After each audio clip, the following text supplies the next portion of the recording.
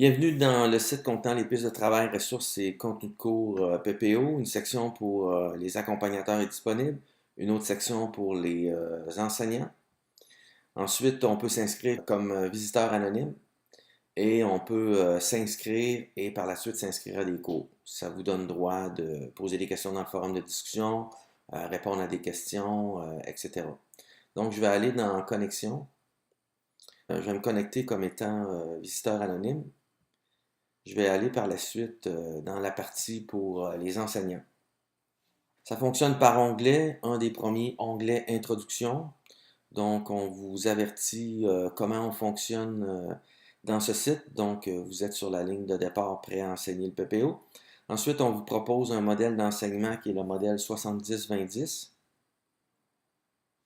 afin d'avoir des apprentissages durables de la part des élèves et un environnement apprenant.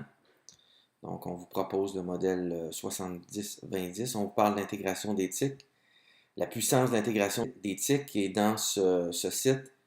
On vous propose d'utiliser Google Classroom et la page Facebook du répertoire PPO pour les élèves. On tient à souligner que tout le crédit va à Nathalie Bédard, de la commission scolaire des sommets, pour l'impressionnant travail accompli en tant que responsable d'évaluation du domaine du développement professionnel au MEL jusqu'en 2012. Donc, tous les fichiers qui se retrouvent dans ce site, les pistes de travail, les ressources et les contenus de cours PPO proviennent de Nathalie Bédard et de son équipe du MELS. Une petite mise en situation, donc c'est Expresso, un enseignant qui est averti à la dernière minute qui devra enseigner le PPO.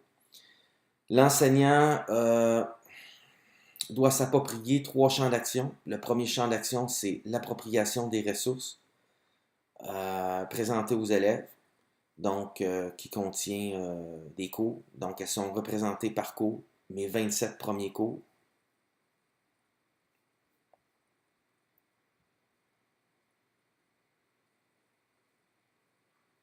On vous explique la façon dont on procède pour aller chercher l'information auprès des élèves, comment on monte ces 27 premiers cours, et tout en respectant le modèle 70-20-10. Par la suite, un deuxième champ d'action qui contient des ressources pour aider l'enseignant à créer, à concevoir des démarches exploratoires d'orientation. Il y en a environ une dizaine. Donc, une des premières, c'est le rôle de l'élève et le rôle de l'enseignant. Et on respecte les critères d'évaluation qui sont dans le cadre d'évaluation des apprentissages. On vous parle de SPAIR, un processus d'apprentissage et d'évaluation, et comment l'appliquer en classe. Un outil fort indispensable pour planifier des démarches exploratoires d'orientation, qui est un outil de planification. On vous parle de liste de vérification pour que les élèves puissent bien planifier, expérimenter, explorer, réfléchir, etc. On vous présente des listes de vérification. Il y a aussi, si jamais vous voulez monter un dossier d'apprentissage et d'évaluation, on vous explique c'est quoi une bonne trace qui devrait se retrouver dans ce dossier d'apprentissage et d'évaluation. On vous donne des questions de réflexion que vous pouvez poser à vos élèves. Évidemment, la grille d'interprétation et de communication pour le bulletin. On vous donne des activités d'apprentissage qui ne sont pas des démarches exploratoires d'orientation. On vous donne des outils pour monter un dossier d'apprentissage et d'évaluation avec vos élèves. 3 outils de consignation, donc Google Classroom, Portfolio, Perl, PPO et un blog. Évidemment, si vous publiez sur le web avec vos élèves, vous aurez besoin de listes de vérification. On vous en propose ici. Et en dernier lieu, le troisième champ d'action, qui est la création de démarches exploratoires d'orientation.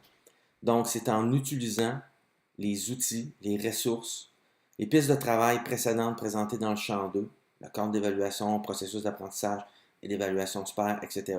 C'est en utilisant ces ressources-là qu'on vous présente une première démarche exploratoire d'orientation.